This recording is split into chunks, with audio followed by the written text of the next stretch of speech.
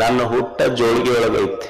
ಸಣ್ಣವಿದ್ದಾಗ ಎಲ್ಲೋ ಒಂದು ಅವರಾದಂತ ಊರಿತ್ತು. 5ನೇ ಕ್ಲಾಸ್ನಿಂದ ಹಿಟ್ಟಿಗೆ ಹೋಗ್ತಿದ್ದೆ ಊರಿಗೆ. ಒಂದು 4 ವರ್ಷ ಹಿಟ್ಟಿಗೆ ಹೋಗಿದ್ದೆ ನಾನು. ಒಂದು ಸೇರ್ ಹಿಟ್ಟು ತರ್ತಿದ್ದೆ. ನಮ್ಮ ಊರ ಹತ್ರ ಮೀನಾ ಮಾರೋರು ಬರ್ತಿದ್ರು, ಅವ್ರಿಗೆ ಮಾರ್ತಿದ್ವಿ. ₹1 ಬರ್ತಿತ್ತು ಒಂದು ಹಿಟ್ಟು, ಒಂದು ಸೇರ್ ಹಿಟ್ಟು ಮಾರದ್ರು. ಜೋಳಿಗೆಯ ಹಿಡಿದುಕೊಂಡೇ ಹುಟ್ಟಿದೆ, ಇಂದಿಗೂ ಜೋಳಿಗೆ ತಪ್ಪಿಲ್ಲ.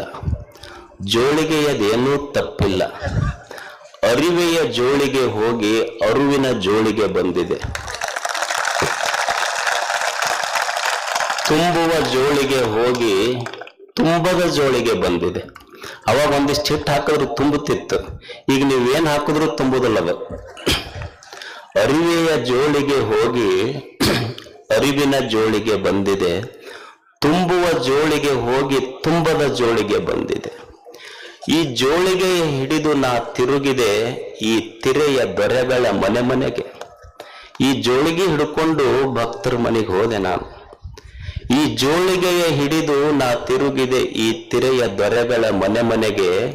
ಅವರು ನೀಡಿದರು ನಾ ಬೇಡಿದುದ ನಾ ಬೇಡದುದ.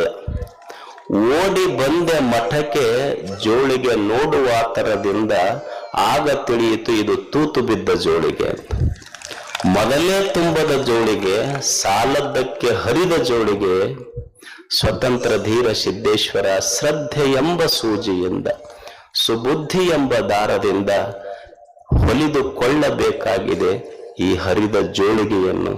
ಈ ಜೋಳಿಗೆ ಶಕ್ತಿ ಉಳಿದಿದ್ದೆವದರ ನೀವು ಬ್ಯಾಲೆನ್ಸ್ ಶೀಟ್ ಆಡಿಟ್ ಮಾಡಬಹುದು, ಆದ್ರೆ ಜೋಳಿಗೆದ ಆಡಿಟ್ ಮಾಡ್ಲಿಕ್ಕೆ ಸಾಧ್ಯನೇ ಇಲ್ಲ. ಅದರ ಶಕ್ತಿನೇ ಇವತ್ತಿಷ್ಟೆಲ್ಲ ನಿರ್ಮಾಣ ಆಗಿದೆ. ಇದು ಎಲ್ಲ ನಿಮ್ಮ ಪ್ರೇರಣೆ ಅಷ್ಟೇ. ನಿಮ್ಮ ಪ್ರೇರಣೆಯಿಂದ ಇದು ನಿರ್ಮಾಣ ಆಗಿದೆ. ಗವಿಸಿದ್ಧ ಇದನ್ನೆಲ್ಲ ಹೀಗೆ ನಡೆಸಲಿ ಅಂತ ಅವನಲ್ಲಿ ಪ್ರಾರ್ಥಿಸೋಣ. ತಮಗೆಲ್ಲ ಶರಣಾರ್ಥ.